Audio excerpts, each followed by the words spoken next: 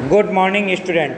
हम बात कर रहे थे हमारी पाठ्यपुस्तक वितान का प्रथम अध्याय सिल्वर वेडिंग,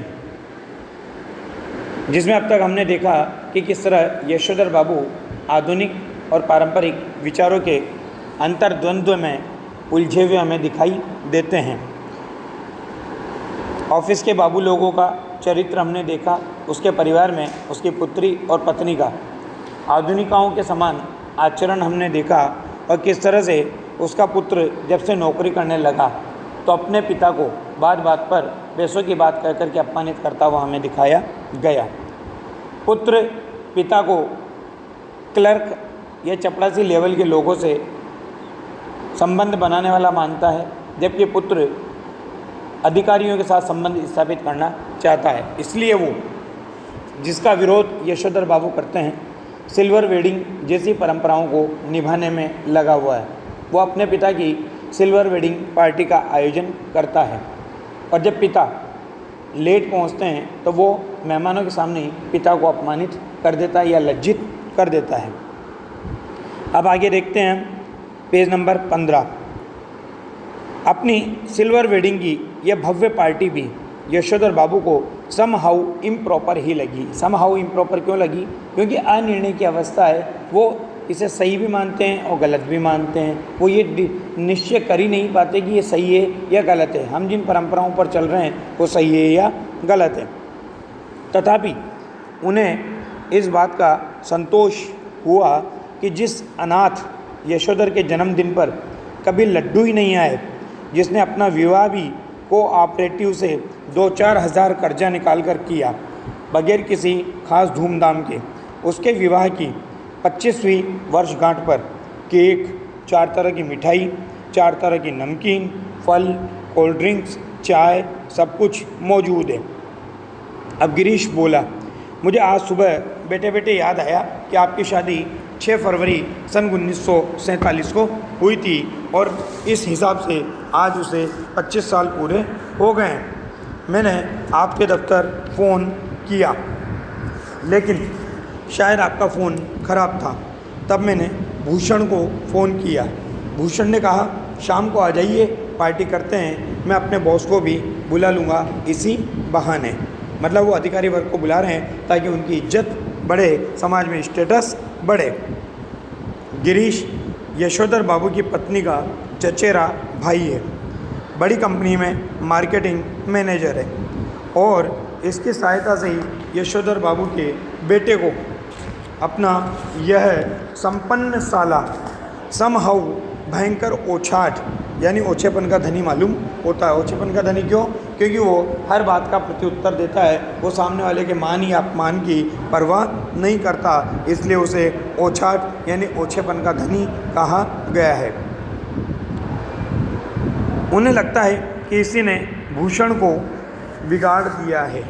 कभी कहते हैं ऐसा तो पत्नी बरस पड़ती है, क्योंकि पत्नी अपने भाई के बारे में कुछ भी नहीं सुनना चाहती, तो जब भी उसके बारे में कहते हैं बिगड़ने की बात तो वो नाराज़ हो जाती है, और क्या कहती है कि ज़िंदगी बना दी तुम्हारे 2nd क्लास BA बेटे की, और क्या कहते हो बिगाड़ दिया।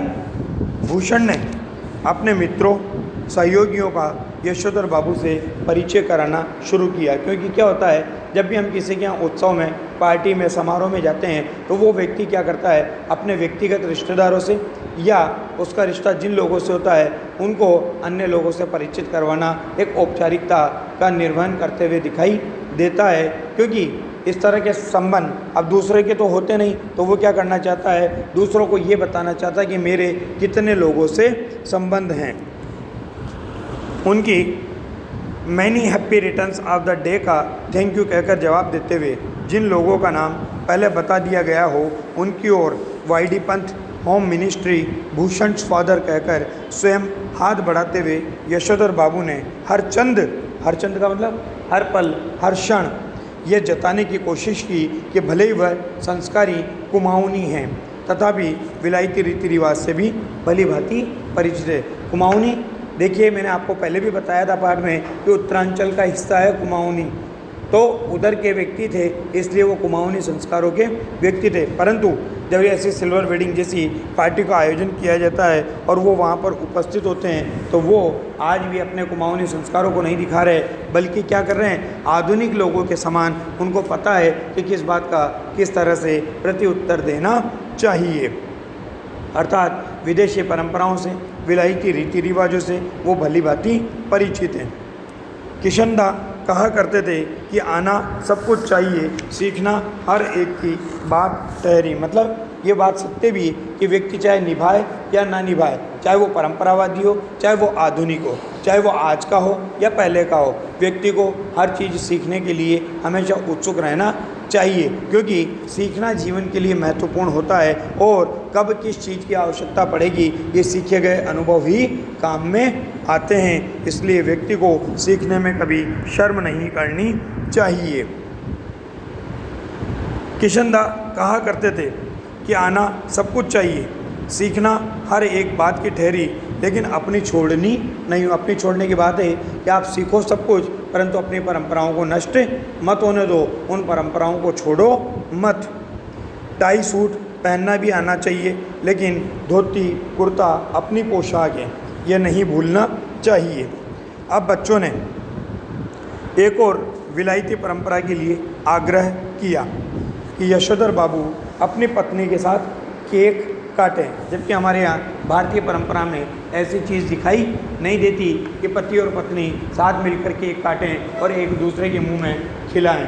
क्यों? सामाजिक नियमावली के आधार पर भारतीय समाज में समाज के सामने ऐसी परंपराएं शुरू से नहीं निभाई गई, परंतु आज विदेशी और पाश्चात्य सभ्यता संस्कृति के आगमन के पश्चात ऐसी परंपराएं हमारे समाज में आम बात बन गई है और पति पत्नी साथ मिलकर के केक काटते हुए दिखाई देते हैं। तो देखिए, घरवाली पहले तो थोड़ा सा शर्माई, लेकिन जब बेटी ने हाथ खींचा तब उसे केक के पीछे जाकर खड़ी होने में कोई हिचक नहीं हुई। वहीं से उसने अपने पति को भी पुकार लिया। अब यह यहाँ पर देखिए पत्नी की महत्ता क्यों बताइए, क्योंकि यशोधर बाबू तो परंपरावादी थे और पत्नी आधुनिकाओं का आचरण कर रही थी, इसलिए सबसे पहले कौन बढ़ी केक काटने के लिए? पत्नी आगे बढ़ी, बेटी ने खींच लिया तो उसने क्या किया, पति को भी बुला लिया। यशोधर बाबू को केक काटना बचकानी बात मालूम हुई, बेटी उन्हें लगभग खींचकर ले गई। यशोधर बाबू ने कहा, somehow I don't like all this, अर्थात वो ऐसी चीज़ें पसंद नहीं करते थे, इसलिए उनके द्वारा ये वक्तव्य कहा गया। लेकिन एनीवे उन्होंने केक काट ही दिया। गिरीश ने उनकी यह अनमनी किंतु संतुष्ट छवि कैमरे में कैद कर ली। क्यों अनमनी? इसलिए कहा है क्योंकि उनका मन तो नहीं था, फिर भी उन्होंने केक काटा। तो क्या किया, याद रखने के लिए उनकी फ़ोटो खींच ली गई। अब पति पत्नी से कहा गया कि वे केक से मुंह मीठा करें एक दूसरे का। पत्नी ने खा लिया, मगर यशोधर बाबू ने इनकार कर दिया, क्योंकि उन्हें ये सब चीज़ें क्या लगती थी, आधुनिकताओं का आचरण और बकवास लगती थी। वो पश्चिमी सभ्यता और संस्कृति के पक्षधर नहीं थे। गिरीश ने उनकी यह अनमनी किंतु संतुष्ट छवि कैमरे में कैद कर ली। अब पति पत्नी से कहा गया कि वे केक से मुंह मीठा करें एक दूसरे का। पत्नी ने खा लिया, मगर यशोधर बाबू ने इनकार कर दिया। उनका कहना था कि मैं केक खाता नहीं, इसमें अंडा पड़ा होता है। उन्हें याद दिलाया गया कि अभी कुछ वर्षों पहले तक आप मांसाहारी थे, एक टुकड़ा केक खा लेने में क्या हो जाएगा, लेकिन वह नहीं माने। तब उनसे अनुरोध किया गया कि लड्डू ही खा लें। भूषण के एक मित्र ने लड्डू उठाकर उनके मुंह में ठूंसने का यत्न किया, लेकिन यशोधर बाबू इसके लिए भी राजी नहीं हुए। उनका कहना था कि मैंने अब तक संध्या नहीं की है, मतलब वो अब अपने आप को क्या कर रहे हैं, धार्मिक भी दिखा रहे हैं कि बिना संध्या के वो ये चीज़ें नहीं खाएंगे। इस पर भूषण ने झुंझला कर कहा कि तो बब्बा पहले जाकर संध्या कीजिए, आपकी वजह से हम लोग कब तक रुके रहेंगे। ऐसा इसलिए कहा उसने क्योंकि जिसका जन्मदिन होता है या उत्सव में जो महत्वपूर्ण व्यक्ति होता है वो ही भोजन की परंपरा को प्रारंभ करता है, इसलिए वहाँ पर भी उनसे ही सबसे पहले खाने के लिए कहा गया, मिठाई से मुंह मीठा करने के लिए कहा गया। लेकिन यशोधर ने संध्या नहीं की थी, इसलिए उन्होंने इसके लिए मना कर दिया। धन्यवाद।